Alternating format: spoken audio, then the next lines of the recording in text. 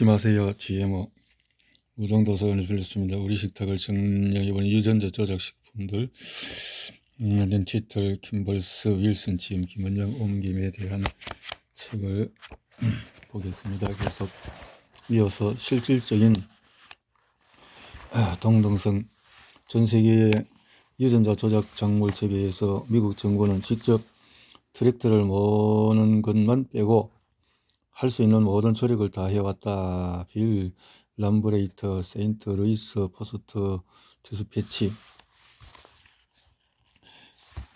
FDA와 다른 규제기관들이 성분 표시를 피해가는 방법 중에 하나는 유전자 조작 식품의 실질적인 동등성이라는 주장이다.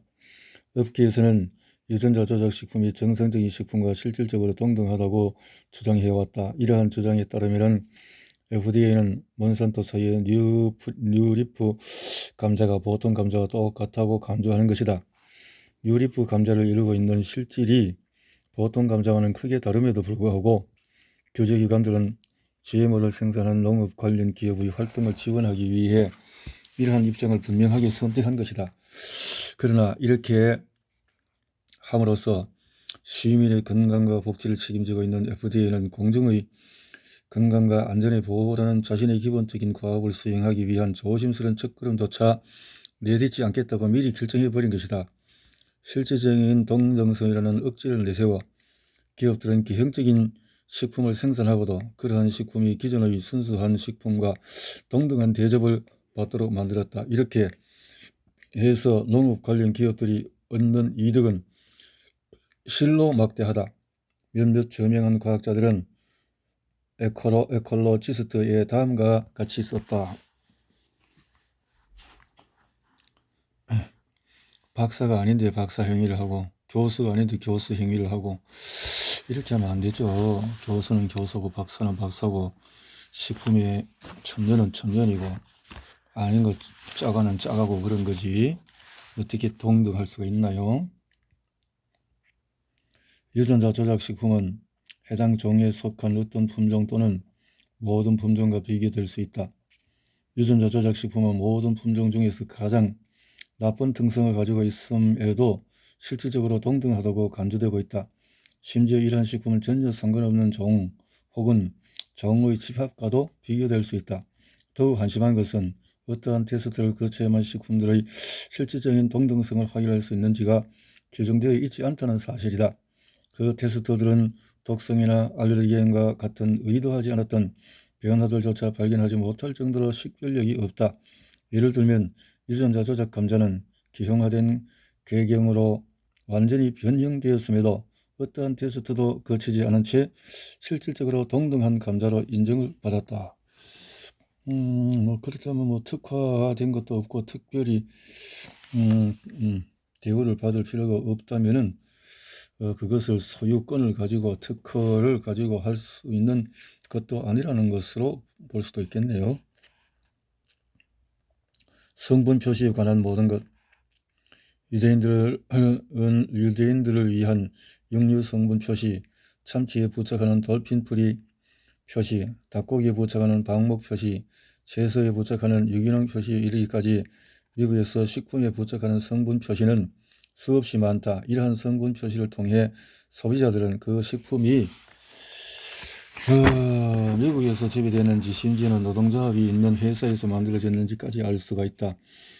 뉴트리스트위트가 들어있는지 저지방인지 수입된 것인지 저콜레스테롤인지도 알 수 있다.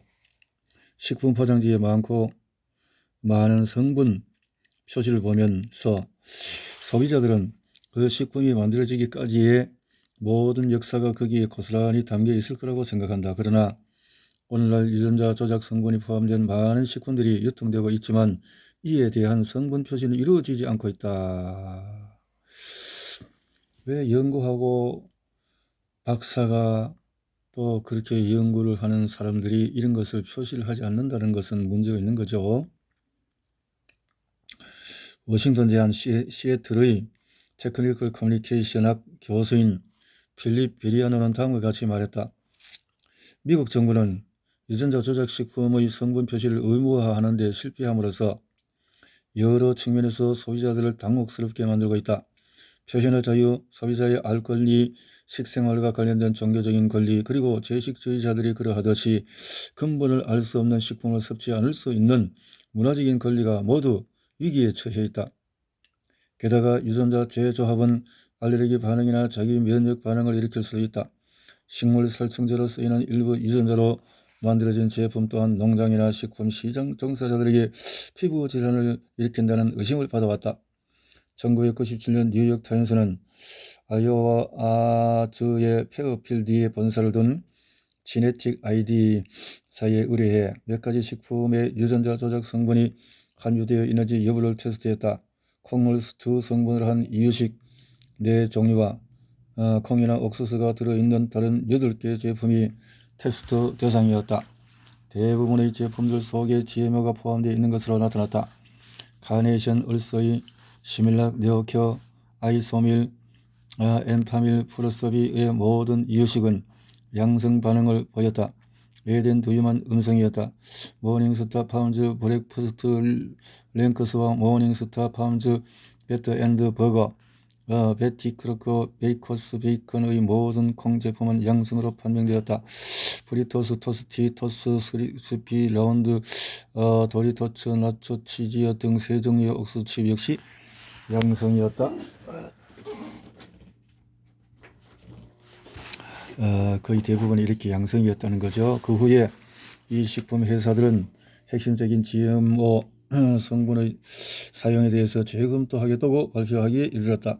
그러나 성분 표시제가 도입되지 않은 상황에서 이러한 발표는 유전자 조작 식품을 섭취하는 소비자들에게 더 큰 효과가 없다. 식품회사가 옥수수 칩을 만드는데 GMO 옥수수를 쓰지 않고 포테이토 칩을 만드는데 GMO 감자를 쓰지 않을 수는 있겠지만 그렇게 만든 칩을 GMO 식용유에 튀긴다면 무슨 소용이 있겠는가?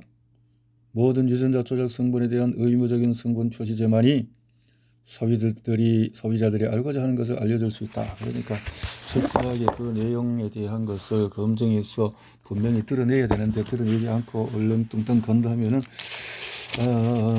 그냥 독을 먹든지 말든지 너거든 죽든지 말든지 너거든 개, 돼지야, 짐승들이야, 뭐 이런 것인지 모르겠네요. 유럽의 성분 표시제, 국제정치 또한 거대 기업들의 이익에 따라서 좌우되는 상황이 계속되고 있다. 몬산토사의 CEO 밥 샤피로는 1999년 빌 클린턴의 재선 캠프에 가장 큰 액수를 기부한 사람 중 하나였다. 그는 훗날 클린턴 행정부의 감사합니다. 행정부의 무역 담당 특별 고문이 되었다. 미국은 또한 종종 코덱스라고 불리는 식품 표시 기준을 정하는 국제단체인 국제식품규격위원회의 주요 활동국이기도 하다. 코덱스는 유엔 세계보건기구 WHO와 유엔 식량농업기구의 산하기구로서 세계 각국의 식품 감독기구, 공공의 이익을 최우선으로 한다고 보통 사람들이 믿고 있는 기구로 구성되어 있다. 코덱스 회의에서 공개적으로 유전자 조작 식품의 성분 표시제를 반대해온 나라는 캐나다와 미국뿐이다. 13명의 캐나다 비정부 기구 대표 중에서 9명이 농업 관련 거대 기업을 대변한다는 사실은 그리 놀라운 일이 아니다. 미국 대표단 역시 편파적이기는 마찬가지다. 14명의 미국 비정부 기구 대표 중에 10명이 거대 기업 또는 기업 집단 출신으로 채워져 있다. 네슬레 식품, 베스트푸드, 프록터 앤 캠벌 등 많은 기업들이 캐나다 대표단과 미국 대표단에서 한 자리씩을 차지하고 있다. 코덱스의 기준을 결정하는 데 영향을 미치는 다른 기업으로는 몬산토사와 미드존슨사도 있다. 코덱스 회의는 국제적인 식품 기준을 만들어내기 위한 8단계의 과정을 천천히 진행해 왔지만 이 회의는 농업 관련 다국적 기업에 의해 좌우되고 있다. 한편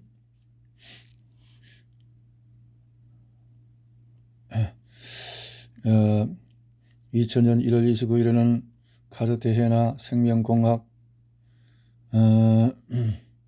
안전성 의정서에 채택되었다. 유엔 생물 다양성 협약의 일부인 이 의정서는 GMO 관련 정보에 대한 법률로 규정된 최초의 국제적인 합의였다. 이 의정서에 따라서 수출국가는 유전자 조작 식품을 선적하기 전에 수입국가에게 정보를 제공하고 승인을 얻어야 할 의무를 지게 되었다. 많은 나라들은 코덱스나 생물 다양성 협약에 의해 국제적인 기준이 마련되는 것을 기다리지 않기로 했다. 대신 이러한 나라들은 유전자 조작 식품의 잠재적인 위험으로부터 자국의 시민들을 보호하기 위해 필요한 단계들을 밟아가기 시작했다. 영국의학협회는 1999년에 내놓은 유전자 조작이 농업, 식품 그리고 건강에 미치는 영향이라는 보고서를 통해서 유전자 조작 식품의 위험성을 경고하고 성분 표준제의 도입을 요구했다. BMA는 알레르기 유발과 같은 건강상 위험을 우려하며 유전자 조작 제품의 장기적인 영향에 대한 과학적인 합의가 이루어질 때까지 유전자 조작 작물의 재배를 중단시킬 것을 요구했다. BMA는 또한 이 보고서에서 만약 콩 같은 유전자 조작 식품이 일반 대중에게 판매된다면 그것들은 보통의 식품들과는 별도로 취급되어야만 하며 분명한 표시가 부착되어야만 한다고 주장했다. 실제로 현재 영국은 유전자 조작 식품에 대한 표시 부착을 법률로 정하고 있다. 영국은 이런 면에서 잘하고 있네요. 1997년 유럽의 슈퍼마켓들은 식품 공급자들에게 유전자 조작이 되지 않은 성분을 사용해 생산하라고 요구하기 시작했다. 그래서 조작이 되지 않은 성분을 하라고 했다. 예를 들면 스웨덴의 콘숨 슈퍼마켓은 공급자들에게 공급하는 제품에 어떤 유전자 조작 물질도 들어있지 않다는 것을 보증하도록 요구했다. 700개 이상의 점포를 보유하는 영국의 슈퍼마켓 체인인 테스코는 유전자 조작 식품을 사용하지 않는 공급자를 찾기 위해 애썼다. 워싱턴 포스트는 네슬레 영국 법인이 대부분의 제품에 유전자 조작 성분을 사용하지 않겠다는 것과 유전자 조작 성분이 함유된 모든 제품에 표시를 부착하겠다는 것을 보장하기로 했다고 보도했다. 다른 영국 기업들도 곧 이러한 추세를 따랐다. 거대 소비재 생산 기업인 유니레베사 소유의 유명한 가공식품 브랜드인 버드 아이월과 반드베르 식품은 당분간 유전자 조작 성분의 사용을 중단하겠다고 선언했다. 1999년 4월에는 유럽의 7개 슈퍼마켓 체인이 그들의 생산 시스템으로부터 GMO를 처방하기 위한 컨소시엄을 구성했다. 이 컨소시엄에는 제이 세인즈버리, 마커스 앤드 스펜서, 가르프, 델헤이즈, 벨기에, 에펠론가, 스위스 미그로스, 슈퍼킨 등이 참여했다. 유럽연합은 1999년 6월에 유전자 조작 식품의 현장 실험을 중단시켰다. 인도 대법원 역시 유전자 조작 작물에 대한 테스트를 금지했고 활동가들은 말 그대로 유전자 조작 작물을 불태워버렸다. 이렇게 세계적인 이런 유전자 조작에 대해서 거부하고 반대하고 폐기하는데 구태에 이런 것을 시도하려고 하는 사람들은 어떤 마음을 갖고 이렇게 단지 돈만을 위해서 이렇게 할 것인가요? 정부에 기착한 선택이라고? 미국 연방정부가 GMO 성분 표시와 관련해 늑장을 부리고 있는 사이에 오히려 각주 정부들이 시민들의 우려에 반응을 보이기 시작했다. 1999년 메인주는 모든 유전자 조작 식품에 대한 성분 표시를 의무화하는 것을 고려한 미국의 첫 번째 주가 되었다. 그래서 이렇게 메인주 됐다. 메인주의 법안은 유통업자들에게 유전자 조작 식품에 대한 성분 표시를 의무화해서 소비자들이 정보에 기반한 선택을 할 수 있도록 했다.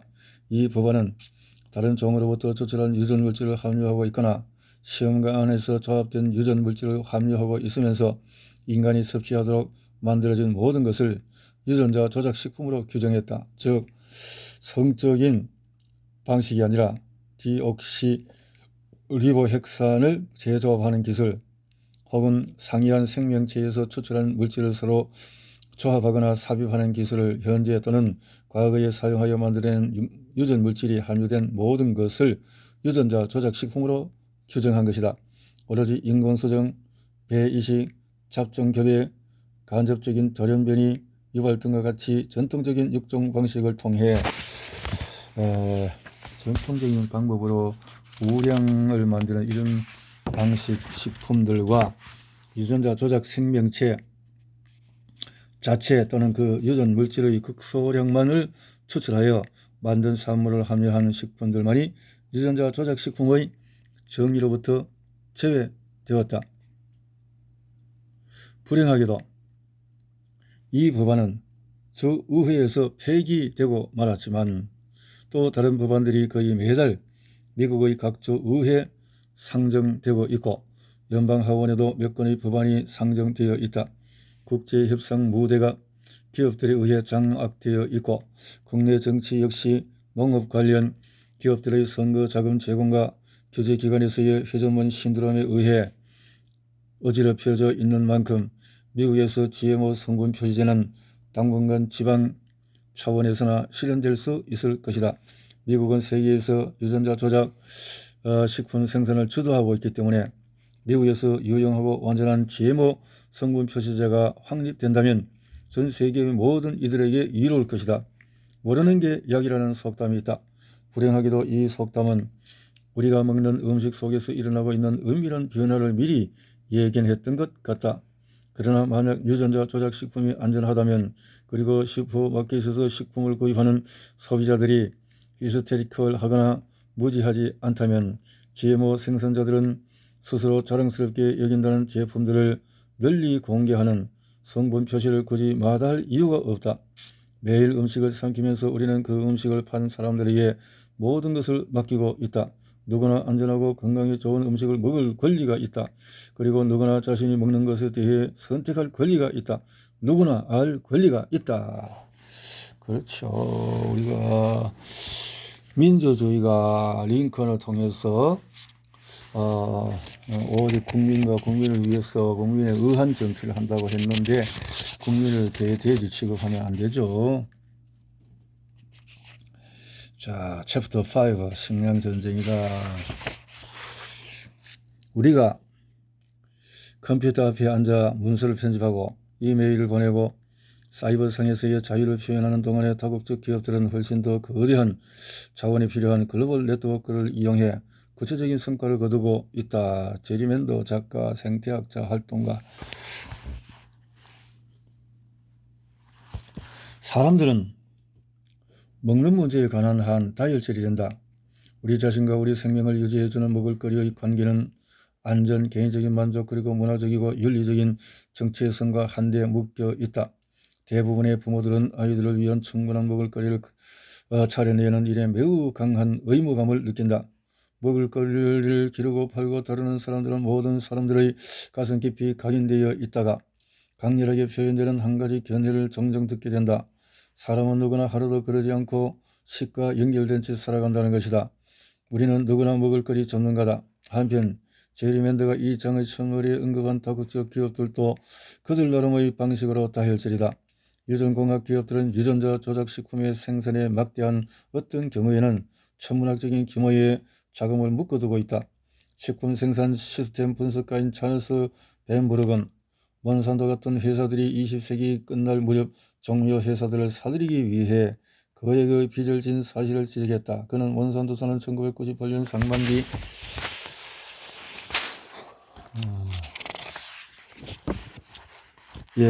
종묘회사의 자산을 사들이느라 80억 달러를 썼다. 종묘회사를 다 그냥 독점 매점 매석을 하겠다라는 거죠. 몬산토사는 이 도박에서 실패하지 않기 위해서 이윤을 10억 달러 이상 증가시켜서 투자자들에게 만족스러운 수익을 돌려줘야만 한다라고 썼다. 종묘 사업과 농업에 대한 투자에서 바람직한 수익을 올리는 것은 이 회사들이 성공하기 위해서 그리고 경우에 따라서는 살아남기 위해 반드시 필요한 조건이다. 기업 감시 단체인 국제농촌발전재단에 따르면 조만간 5개 대기업이 국제농약시장의 68%를 장악할 것이며 현재 계획적인 합병이 모두 성사가 된다면 종자무역의 20% 이상을 지배하게 될 것이라고 한다. 그 유전자 관련 5대 정보 기업은 듀폰, 몬산토, 신젠타, 다우 케미칼 그리고 아벤티스다 1998년 12월 현재 몬산토 선은 콩 종묘 회사 3곳, 서열 2의 회사와 미국의 옥수수 경쟁 면적 가운데 35% 이상을 소유하고 있는 또 다른 회사를 포함해 옥수수 종묘 회사 3곳, 면화 종묘 회사 2곳, 감자 종묘 회사 2곳, 그리고 미국 최대의 토마토 생산업체와 식물성 유지 종묘 회사 1곳의 지분 100%를 소유하고 있다. 몬산토사는 잃을 것이 너무나 많다. 이러한 사실은 그들이 시장에서 자신의 지위를 방어하고 보호하기 위해 가장 공격적인 회사가 된 이유를 쉽게 설명해 준다. 이러한 상황에서 농업 관련 기업들이 자신들에 대해 비판 혹은 자신들의 사업에 위협이 될 만한 것들을 가볍게 보아 넘길 수 없을 것이다. 한편 시민들 또한 안전한 식품에 대한 양질의 정보의 접근을 거부당했다고 느낄 때 특히 강력한 주장을 펼치고 있다. 시민들이 GMO에 대해 우려하고 있다는 것을 어떻게 알 수 있을까? 1997년 거부 이유식 및 유전자 조작 식품의 제조사인 노바티스사는 응답자의 93%가 성분 표시가 필요하다는데 동의했다는 여론조사 결과를 발표했다. 더 최근에는 타임이 실시한 여론조사에서 응답자의 81%가 유전자 조작 식품의 성분 표시를 해야 한다고 응답했다. 그래, 대다수가 이렇게 표시를 하라고 하고 있다라는 거죠. 농민들의 손발을 먹다. 생명공학 기업의 힘을 직접 경험한 집단 중의 하나는 바로 미국 농민들일 것이다. 종자를 저장하고 그 종자를 이웃과 나누고 심지어는 남는 종자를 팔기도 했던 오랜 전통이 유전자 조작 작물의 재배에 따르는 법적 요건 때문에 희생되었던 것이다. 법적 요건이라니? 농민이 농사를 지는데 무슨 법적 요건이 필요하단 말인가? 우리의 먹을거리를 기르는 농민들에게 필요한 법적 의무 같은 것은 없다. 그러나 농업 관련 거대 기업들은 일부 농민들에게 자기 회사의 종자만을 심고 자기 회사의 농약만을 뿌리고 종작뿐만이 아니라 유전자 조작 종자의 사용에 따른 기술 사용료 까지 지불해야 한다는 법률 서류에 서명할 것을 요구했다. 그래서 완전 그냥 자유와 모든 것을 다 빼앗아서 강제로 하겠다라고 하는 이런 악법을 만들었다는 거죠. 어떤 법률 계약서에서는 기업에 대한 파견한 대리인이 아무런 제재 없이 농민의 땅에 들어가서 작물의 샘플을 채취한 후에 실험실로 가져와서 그 농민이 계약을 위반하지는 않았는지 테스트할 수도 있게 되어 있다. 그리고 만약에 계약 조항을 준수하지 않았을 경우에는 벌금을 물릴 수도 있다.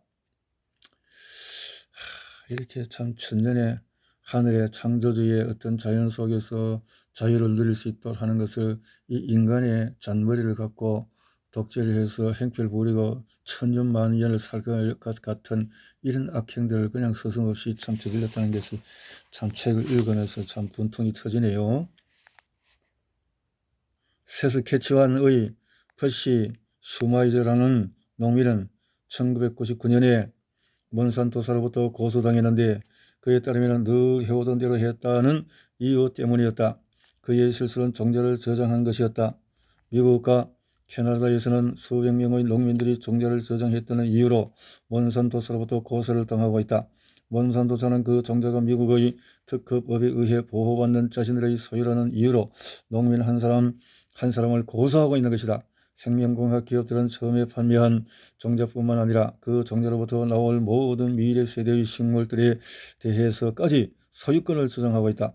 몬산토, 노바티스, 다우케미컬 그리고 다른 생명공학 거대 기업들의 주장대로 된다면 농민들은 해마다 그들로부터 종자를 살 수밖에 없을 것이다. 생명공학 기업들이 농민들에게 그 기업들의 제품 일체를 구입하도록 만들기 위해 그토록 열성인 이유는 또 있다. 대부분의 생명공학 기업들은 특허 시스템과 그들이 이 시스템으로부터 획득한 제한적인 독점권을 철두철미하게 방어하고는 있지만 특허권도 시간이 지나면 소멸이 된다. 이 책이 쓰여진 지가 몇 년도였죠. 그러니까 이 책이 쓰여진 지가 벌써 그 1999년이면 뭐 2000년 20년이 더 지났으니까 지금은 뭐 완전히 GMO가 판을 치고 있다는 것이 훤하게 보이네요. 자, 일반적으로 특허가 소멸되면 그 특허에 의해 보호받던 제품을 다른 기업들도 생산하고 판매할 수 있게 된다. 미국 특허법의 기본 취지는 최초의 발명자가 새로운 제품을 착안하고 개발하는데 사용한 투자 비용을 회수할 때까지만 특허에 대한 독점적인 권리를 허락하자는 것이다. 그 다음에는 자유시장의 원리가 뒤를 잇게 된다. 몬산토스의 제초제 라운드업은 매년 20억 달러 이상의 매출을 올릴 정도로 효자 상품이었다. 라운드업처럼 글리포세이트를 주 원료로 한 제초제는 아주 흔히 쓰이는 것으로 산업 용지와 상업 용지에서 세 번째로 많이 쓰이는 제초제다. 환경보호국은 농민들이 매년 3,800만 파운드에서 4,800만 파운드의 글리포세이트를 사용한 것으로 추산하고 있다. 문제는 이 상품에 대한 몬산토스의 특허권이 2000년에 소멸되었다는 점이다. 독점적인 판매로부터 들어오는 이윤을 놓치지 않고 몬산토스가 농민들에게 계속 자사의 상품만 사용하도록 요구하면 어떻게 될까? 이것은 마치 정유사 엑선을 소유하고 있는 포드사가 포드 자동차 구매 계약에 서명한 모든 사람들에게 오직 엑선 주유소에서만 기름을 넣도록 강요하는 것과 같다. 몬산토스가 라운드 레디, 옥수수, 연화, 콩, 캐놀라 등으로 이루어진 라운드 레디 상품 라인을 가지고 농민들에게 한 행위가 바로 이런 것이다. 이 작물들은 전 세계 수백만 에이커의 경작지에서 재배되고 있다. 몬산토사는 농민들에게 이 작물의 글리포세이트를 원료로 하는 다른 제초제 대신에 라운드업만 사용하도록 요구함으로써 특허권의 소멸 이후에도 효과적으로 독점적 영업을 확장할 수 있었다. 무엇을 재배할지에 대한 농민들의 선택은 기술적으로 자유롭지만 일부 지역에서는 종자 시장의 현실로 인해 제한되고 있다. 따라서 그러한 농민들은 계약서에 서명하고 계약서에 요구하는 화학 비료를 사고 씨를 뿌리고 농약을 살포하고 그러는 과정에서 불어난 비용을 상쇄할 수 있을 만큼 수확이 더 늘어나기를 바란다.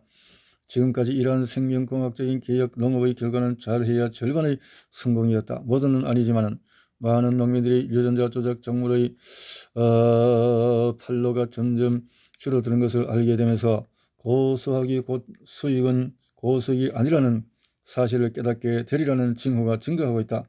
아이러니컬하게도 일부 소비자들은 전통적인 방법으로 재배된 농산물에 웃돈을 얹어주고 있으니 유전자 조작 작물의 경제성은 더욱 위태로워지고 있다. 유전자 조작은 아예 폐기를 하고 아예 쳐다보지를 말고 아예 먹지를 말고 완전히 그냥 이런 회사들이 완전히 망하도록 전 인류가 참 합력을 해야 되겠다라는 생각이 들어지네요. 정말 이런 걸 유튜브에 올리면 유튜브가 삭제하지 말아야 될 거 아니에요? 샐러드를 모욕하지 말라. 1997년 어느 날 오프라 윈프리는 전국에 방송되는 자신의 오프라 윈프리 쇼를 진행하고 있었다. 그녀는 요구 산업에 대한 게스트와 이야기를 나누던 중에 이제 유명한 독설이 되어버린 한마디를 내뱉었다. 앞으로 다시는 햄버거를 먹지 말아야겠어요. 그 말 한마디 때문에 요구업계는 오프라 윈프리를 상대로 소송을 제기했다. 텍사스 축산업의 심장부인 아마릴로에서 진행된 이 소송은 대단히 주목을 받았다. 유구업계에서는 오프라 윈프리가 자신의 견해를 말함으로써 유구업계에 타격을 입히고 법을 위반했다고 주장했다. 그녀가 어떤 법을 위반한 걸까? 공개적으로 식품으로 비난해서는 안 된다는 법이었다. 야채모독법 또는 식품비방금지법이라는 공식적인 이름으로 알려져 있는 이 법은 미국의 13개 주에서 시행되고 있다. 이 법에 따르면 어떤 식품을 공개적으로 비난함으로써 그 식품 생산자의 수입을 감소시킬 소지가 있는 발언에 대해서는 법적인 조치를 취할 수가 있다. 미국의 헌법이 언론의 자유를 보장하고 있음에도 몇몇 주의 의회에서는 시민들이 자신에게 영향을 현재 식품비방금지법을 시행 중인 주는 식품 노스다코타, 미시시피, 아이다호, 엘리바마, 오하이오, 콜로라도, 플로리다, 루지애나, 사우스다코, 애리조나, 오클라호마, 조지아, 텍사스. 이게 이제 20년 전의 이야기니까요. 지금은 또 어느 정도로 어떻게 되었는지 또 책을 최신 것을 보아야 하겠는데 연방대법원이 이 법을 유효한 법으로 인정하리라고는 믿는 헌법학자는 소수에 불과하다. 그러나 헌법이 인정하든 인정하지 않든 야채 모독법은 현재 두 가지 이유에서 매우 큰 힘을 발휘하고 있다. 첫째, 공개적인 장소에서 자신의 샐러드에 대한 어떤 주장을 하려는 사람은 야채 모독 소송을 당했을 경우에 승소한다 치더라도 법정에서 자신을 변호하는 데 들어갈 비용에 대해 다시 한번 생각해야 할 것이다. 오프라 윈프리는 길고 지루한 소송이 진행되는 동안 아마릴러를 떠날 수 없었고 소송 비용으로 $100만 이상을 지출해야 했다. 윈프리는 미국에서 가장 돈이 많은 여성 중에 한 사람이다. 만약 평범한 사람이 식품에 대해 공공연히 자신의 생각을 말한다면 어떻게 되겠는가? 첫 번째 이유인 고액의 소송 비용은 두 번째 이유를 부른다. 인권운동에서 위축 효과라고 불리는 것이 바로 그것이다. 법정에서 승소한다고 해도 은행 계좌가 빈 깡통이 되어버릴 가능성이 크다면 사람들이 식품 문제에 대해 말하기를 꺼려 기자의 전화를 받지 않거나 공개적인 연단에 나서지 않거나 편집자에게 편지를 쓰지 않는 것도 충분히 이해할 수 있는 일이다. 식품에 관한 공공연한 논쟁을 차단하고자 하는 사람들에게 로비 활동이나 본보기격의 소송에 드는 비용은 그들에 관한 갖가지 논쟁을 틀어막을 수만 있다면 오히려 훌륭한 투자일 수도 있다. 1998년 과학자 마크 라페와 시민운동가 브릿 베일리는 결을 거슬러라는 책의 출판을 준비하고 있었다. 이 책은 많은 양의 정보를 담고 있었는데 그 중에는 몇몇 생명공학 기업의 상당히 비판적인 내용도 있었다. 이 책을 출판하기로 했던 일리노이주 블루밍데일의 바이탈 헬스 출판사는 인쇄에 들어가기 직전에 몬산토스로부터 법적 조치를 취하겠다는 위협이 담긴 편지를 받았다. 소송에 휘말려 파산할 것이 두려웠던 출판사는 이 책의 출판을 포기해버렸다. 몇 달 후에 두 저자는 규모는 작지만 영웅적인 커먼 커리지 출판사를 만나 책을 출판할 수 있었다. 몬산토사는 아무런 행동도 취하지 않았다. 어쩌면 그들의 목적이 이미 달성되었기 때문인지도 몰랐다. 이미 책의 출판이 연기되었고 대형 출판사들로부터 외면당했기 때문이다. 1998년도 비슷한 일이 있었다. 영국 유수의 잡지 에콜로지스트는 몬산토스를 다룬 특집호가 오랫동안 이 잡지의 인쇄를 맡아왔던 콘월주 살타시의 펜웰스 인쇄소에 의해 배포 직전에 파쇄되었다는 사실을 알게 되었다. 몬산토스로부터 명예훼손으로 고소하겠다는 협박을 받은 인쇄소가 겁을 집어먹은 것이다. 결국 특집호의 내용은 다른 인쇄소를 통해서 인터넷과 지면에 공개될 수 있었다. 6개 국어로 출판된 에콜로지스트는 몬산토 파일은 전 세계 30만 부 이상 팔린 가장 인기 있는 특집호가 되었고 그 수요는 줄어들 기미가 보이지 않는다. 진실과 거짓의 싸움과 다툼이 이렇게 치열하게 이 악한 자들과 의의 사람들의 싸움은 지구상에 끝없이 이어지는 것 같습니다. 거대 생명공학 기업이 이처럼 언론의 협박을 가한 것은 그리 드문 일이 아니다. 예를 들면 1998년 저명한 기자 스티브 윌슨과 그의 아내 제인 에이커는 몬산토 사이의 보빈 성장 호르몬에 대해 과감하게 조사하고 있었다. 폭스 TV의 의뢰를 받은 두 기자는 BGH의 정치적, 과학적, 사회적 중요성을 다루는 연습 기획을 준비 중이었다. 그러나 이 프로그램이 방송되기 직전에 몬산토사는 비과학적인 억측을 무변하고 편파적으로 공개하는 것에 대해서 고소하겠다고 으름장을 놓았다. 윌슨의 말에 따르면 폭스TV는 자신들을 해고한 뒤에 대신 경험이 적은 신참 기자를 시켜서 결정적인 내용을 삭제하고 자신들을 보도하기를 거부했던 거짓말들을 섞어 기사를 다시 작성했다. 신참 기자의 기사가 그토록 터무니없게 되어버린 것은 그가 빼버린 사실들이 아니라 집어넣은 거짓말들 때문이었다. 막강한 힘을 가진 대기업에 의해 가해지는 이러한 검열은 우리가 누려야 할 언론의 자유를 위태롭게 만든다. 2000년 8월 플로리다 법원은 탐파에 있는 WTVT 복스 13 방송국이 2명의 원고 중 최소한 1명에게 고의적이고 계획적으로 압력을 가했다는 사실을 인정하고 제인 에이커에 $42만 5천 배상하라는 판결을 내렸다.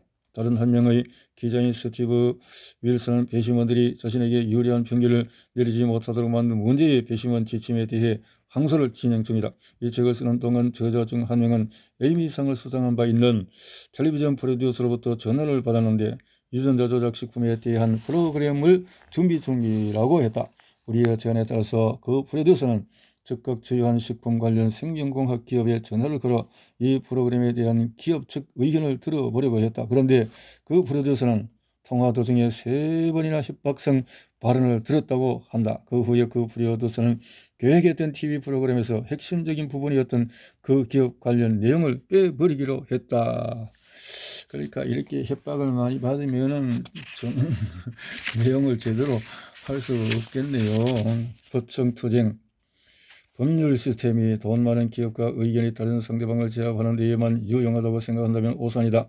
물론 사내 법무팀과 막대한 예산이 어느 정도 유리하게 작용한다는 것도 사실이다. 그러나 최근 들어 많은 비영리 단체들이 워튼스쿨 출신 경제학자 제레미 러스킨의 선구적인 발자취를 따르고 있다. 리프건 속해 있는 경제동향재단은 소송을 제기하는 데 그치지 않고 탄원을 비롯한 다양한 법적 절차를 통해서 정부가 시민들의 건강과 복지를 보호하는 역할을 제대로 수행하도록 촉구하고 있다.